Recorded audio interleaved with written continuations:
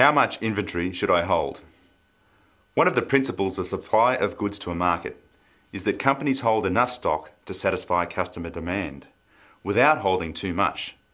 So intuitively, just the right quantities of stock to satisfy demand will minimise cost. However, when dealing with thousands of stock keeping units, the art of balancing demand with supply is intricate. It becomes even more complex when multiple storage facilities are used, and customer service times are short or vary according to the critical nature of products. The best way to understand how much stock you should have is to determine how much it costs you. As a guide, inventory costs vary from 2.4 to 16% of sales revenue. You might like to check your costs before embarking on a cost reduction exercise. In your endeavour to reduce costs, it's important to understand what are the typical costs involved. Well, here are the areas that you should examine. Facility costs. These are holding costs which include rental, mobile and static equipment, utilities and compliance costs. For example, for dangerous goods or pharmaceutical products. Human capital. This is the cost of labour to manage stock. For example, moving it, handling it and counting it. Finance costs. When capital is invested in inventory, the cost of finance is interest, or the lost opportunity of vesting capital elsewhere. Management costs. These are white-collar personnel and information technology charges. Procurement costs. These relate to the cost of purchasing, including inbound transport. Inventory turnover. As a rule of thumb, the faster the stock turns over, the less it will cost you to hold. However, stock turns in some businesses, such as spare parts, will be very low, say 1 to 3 times per annum, whereas stock turns in a fast-moving consumer goods business can be as high as 20 to 30 times per annum. Regardless, increasing stock turns for any business to an optimal level is beneficial. Stock accuracy. If stock records are wrong, vast amounts of time and expense can be wasted sorting them out. Ideally, stock accuracy should be 98% or better. This means that 98 times out of 100, the stock on system actually matches the stock in the storage bin. Lower percentages are always linked to higher operating costs. Pillage and ullage. Unfortunately, theft occurs, as does unexplained stock losses and damage. The cost of these must be factored into your analysis. Service levels.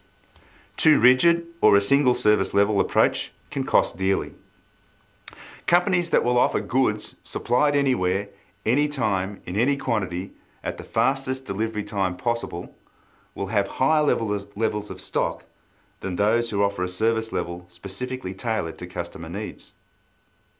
So, in all of this, what is the solution?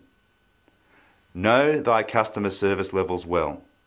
And note, levels are plural. Smart companies segment their supply to 3 service classes. Critical goods. These are products that are needed quickly, such as for medical or emergency. Non-critical goods. These are products needed within a reasonable time frame, but are not necessarily urgent, such as computers, household white goods, and building materials. Scheduled delivery. These are goods which can be built or customised for particular customers and delivered according to agreed delivery times. This applies to some technology products and also furniture. A further delineation may be made between retail, wholesale, or end-user customers. In any case, it pays to start with a good understanding of customer needs before advancing to the next stage. Now that you know the inventory cost drivers, what are some of the strategies that can be used to better manage inventory?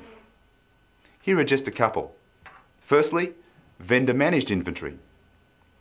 Some companies involved in manufacturing integration or assembly rely on their vendors to manage their own stock until the goods are actually used on the production line.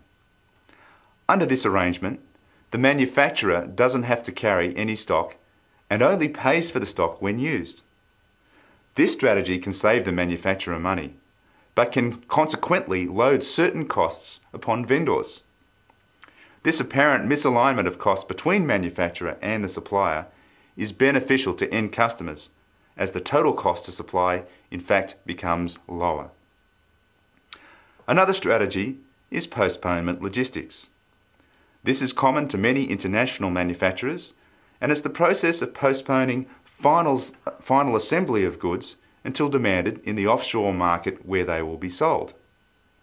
This enables efficient storage of a smaller range of goods while offering a fast response time to the designated market. It has been used in the fashion industry to good effect, and also in industries such as appliances, computers, and gaming. With a large number of companies moving manufacturing offshore to South and Northeast Asia, postponement is becoming more common and feasible for smaller markets such as Australia.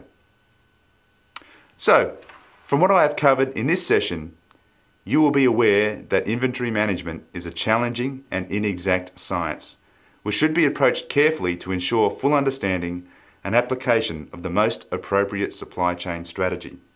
I wish you every success as you scrutinise this important aspect of your business.